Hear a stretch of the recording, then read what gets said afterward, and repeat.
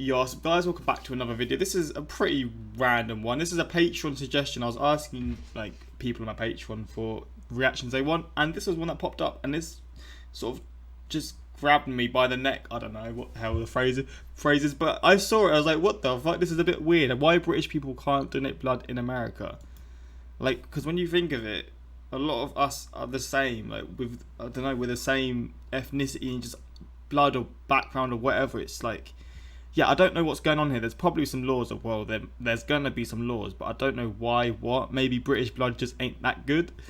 I don't know. But yeah, this is a Patreon suggestion. Obviously, I think I'm going to be posting this on the Patreon, but if this comes on the YouTube in the future, just know there's a lot of Patreon suggestions that I post on my Patreon first. Most of them will stay on the Patreon, but if I can post them on YouTube, I do. So, I mean, yeah, that's pretty much it. But if you want to see some more reactions of mine that I don't post to YouTube, the links are in the description. But let's jump into this and see what this video shows. December 22nd, 1984, cow number 133 on a farm in England's Sussex County began displaying head tremors and a loss of coordination.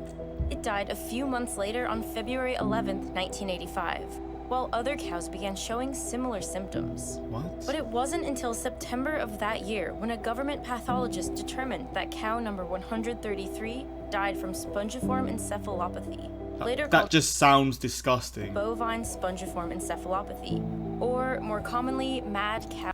Oh, mad cow disease. Was this when it started? I thought it was way before that.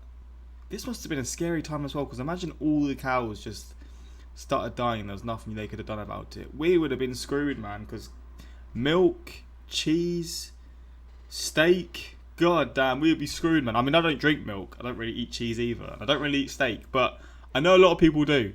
So, yeah, we'd been screwed. I don't know what I'm saying. And it would take several more years until scientists on the Spongiform Encephalopathy Advisory Committee announced a possible link between the disease in cows and a similar disease in humans, sparking numerous efforts to curb its spread, from banning British beef exports to culling more than 4 million cows to banning blood donations. While early predictions estimated the outbreak would kill thousands to tens of thousands of people, there have only been 231 human fatalities worldwide, the majority within the UK. However, in 2013, a study was published where researchers tested over 32,000 appendices from British people for the disease, and they worryingly found that 1 in every 2,000 people in the UK is carrying the abnormal protein that causes the disease, but are not showing any symptoms. At least, not yet. Because an estimated 31,000 people are still carriers of the disease, preventative measures like blood donation bans are still in place to avoid transmission. In the US, if you spent more than 3 months in the UK for... I've just realised I hate, like, I actually hate blood. I'm not just realised, I hate blood. It makes me cringe. The idea of blood tests or whatever makes me cringe. Seeing blood, I hate it. So this reaction is definitely making me a bit queasy, but just seeing the injection, like the blood come out, makes me feel sick, man. I hate it. It's all for a good cause, though. I know that. I wish I could donate blood and stuff, but I genuinely just... Alright, so what are they going to say about people travelling to the UK? In the US, if you spent more than 3 months in the UK from 1980 to 1996, you can't donate blood. What? But as the pandemic rages on, blood shortages are dire. Hospitals are struggling to have enough on hand. And since the 90s, new blood tests have been developed, and general cautions in blood donations have advanced. So are these bans just overkill at this point, or are they still necessary? Oh, mate. Isn't mad cow... When people get it, does it just make them go crazy? I feel like I'm probably just thinking that because of the name, but I don't know.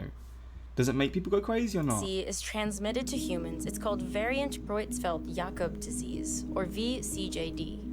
This is just one of 4 major types of CJD, which are classified by how it's contracted. In addition to variant CJD, there is sporadic CJD, the cause of which is still unknown. Familial or inherited CJD occurs when someone inherits an abnormal protein gene from their parent. And iatrogenic CJD occurs accidentally in the medical setting. One famous occurrence took place between 1958 and 1985, when thousands of children were injected with human growth hormone collected from deceased donors who were unknowingly infected with CJD. What? CJD altogether is an extremely rare but fatal condition. It's caused by an That is abnormal insane. infectious protein in the Bro, the things that have gone on in, like, especially like the 50s, 60s, 70s, 80s, like 90s sort of era, maybe not 90s, but like in terms of like medicine and stuff, there was the I always forget the name. I've spoken about it before, but like the one where the mums were taking the medicine and their kids were born without limbs and stuff. I know I've like mentioned it before, but I forget the name. But just all these different medicines, maybe because it was like the experimental phase. I mean, I feel like with medicine it's always experimenting, but we just know more now. But like around that sort of era, it was still like everything was in the process, all this kind of stuff. Now they know a bit more, and there was so many things that were going wrong. Giving kids diseases from growth hormone injections is an insane thing. How you couldn't manage to like find that out? That's wild. You damaged a kid's life. You damaged a human's life because of what? That's nuts. Brain called a prion. Prions are misfolded proteins with the ability to transmit their misfolded shape onto normal variants of the same protein, inducing them to change their conformation as well, producing a chain reaction that propagates the disease and generates new infectious material. This is unique in the disease world. Before prions were discovered, it was believed that all pathogens, like bacteria or viruses, had to contain nucleic acids to enable them to reproduce, like DNA or RNA. The discovery of prions opened our eyes to a totally new mechanism of disease, and it's a particularly devastating one. Their misfolded shape creates brain damage, which quickly worsens over time. Proteins are a very important part of our body's chemistry and are responsible for the structure, function, and regulation of our tissues and organs. They are large molecules made up of hundreds to thousands of organic compounds called amino acids, which are attached in long chains or strings. These strings then fold into a 3D shape. This protein folding is key, as each protein forms a specific shape that allows it to perform its specific function. But if a mistake occurs, they can intestines for a second. I thought we were doing a whole like look at a human body. Misfold or fold incorrectly, which is how an abnormal prion occurs. There are actually many diseases caused by misfolded proteins. These can lead to a loss of function, like in cystic fibrosis or Tay-Sachs disease, where one type of protein is misfolded and therefore can't do its job. They can also stick together and cause clumps or plaques, which can disrupt cell function. The other way prions devastate the brain is by creating holes. As they build up, they cause brain cells to die, which releases more prions and so on. In areas where brain cells are killed, holes are created that make the brain sponge-like. This type of brain damage causes symptoms similar to other neurological disorders like dementia. In variant CJD, typically psychological symptoms that affect a person's behavior and personality develop first. In a few months, neurological symptoms develop, such as problems with coordination, slurred speech, numbness, dizziness, and vision problems. Over time, symptoms worsen until the patient is bedridden, completely unaware of their surroundings, and can't communicate. The disease always progresses to death. Bro, I just pray. I don't know why I say pray. I'm not religious, but I just, however you can say it, I just hope. You know what I'm trying to say? I just hope I'm healthy, man. I really do. Like, just for the longest amount of time I can just live a healthy life, because honestly, dealing with stuff like this, it's just like, you obviously see it and it's sad, but then when you're actually dealing with it, I cannot even imagine. It took some years of research to nail down just how BSE spread from cow to cow and from cow to humans. Eventually, they identified the source as their food, in both cases. At the time, cows were often fed the remains of other cows. So if they ate infected meat, they too became infected. Shit. This led to a spread of BSE between cows. Wait. Did I hear that right? They eat the remains of other cows? They eat cows? Wait, what? Cows were often fed the remains of other cows. They feed cows? What the fuck? So if they ate infected meat, they too became infected. This led to a spread of BSE between cows. Wait, do cows... I think I've heard this wrong. Cows don't eat meat. Wait. Do cows... I'm so confused.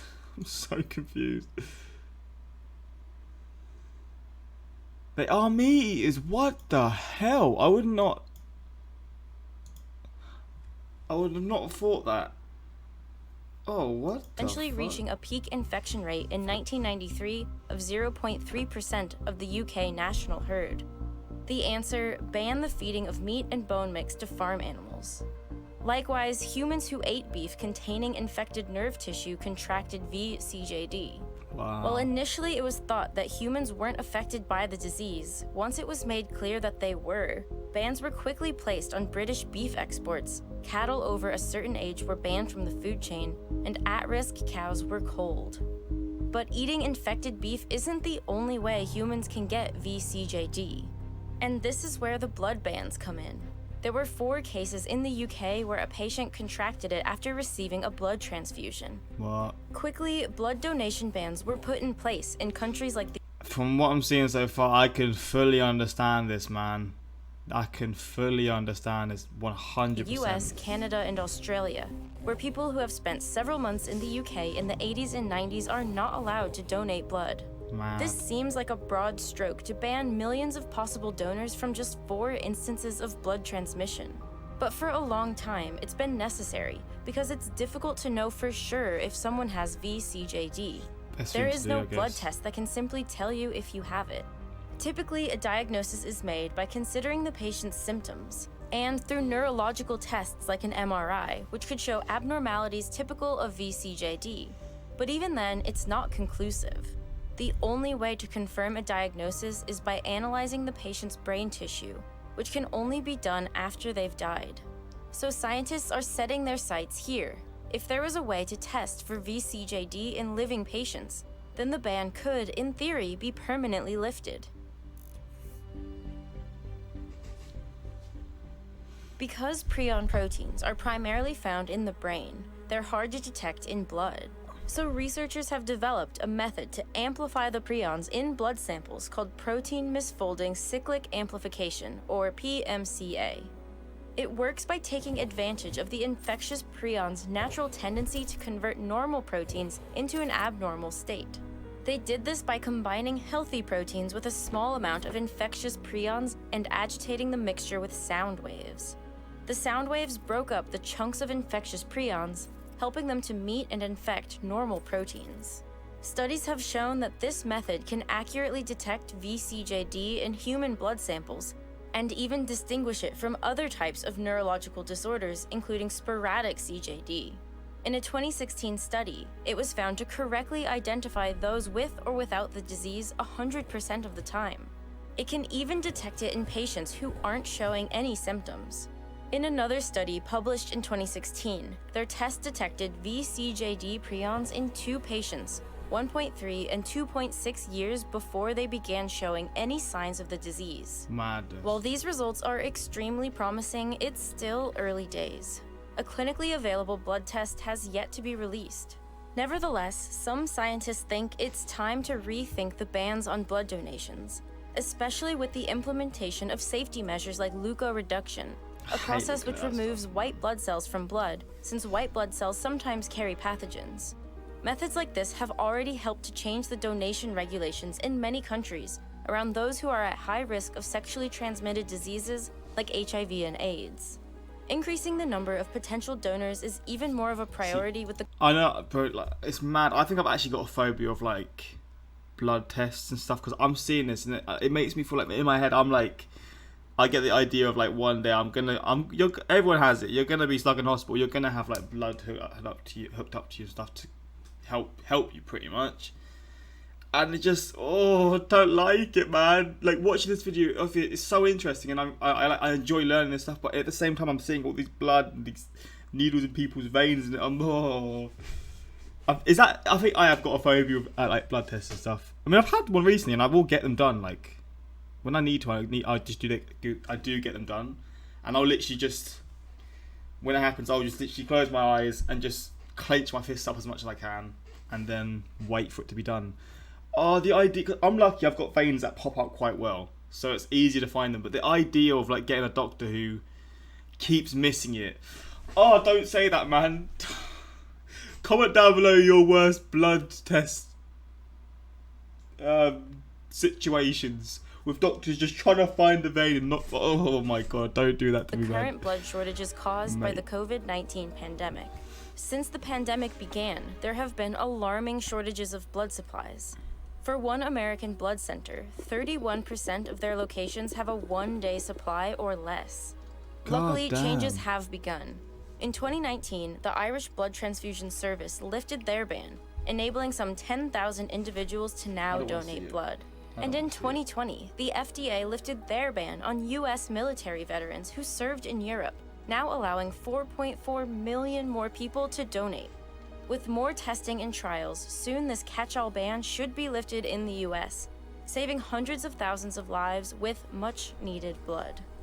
How we treat our farm animals invariably affects our own lives. Mad cow disease, swine flu, avian flu, many diseases of the Oh, they're going to try and tell us not to eat meat now, aren't they? modern age spread to us from livestock, and many diseases like this happen. I mean, I didn't realise this. I've definitely learned something here for sure.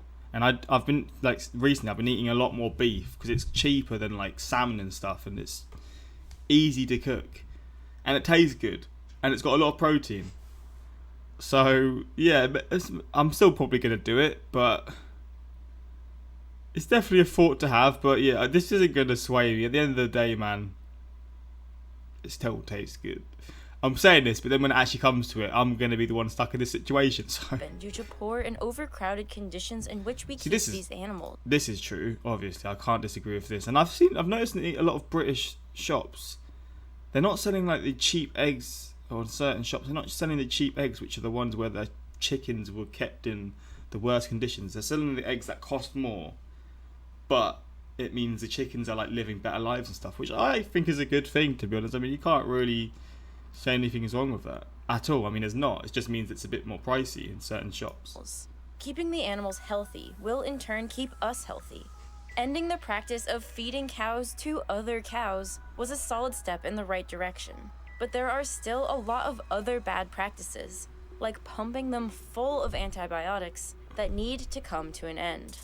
And helping in this endeavor are new technologies being rolled out around the world, like this silly robot named Astronaut, which is a fully automated milking system.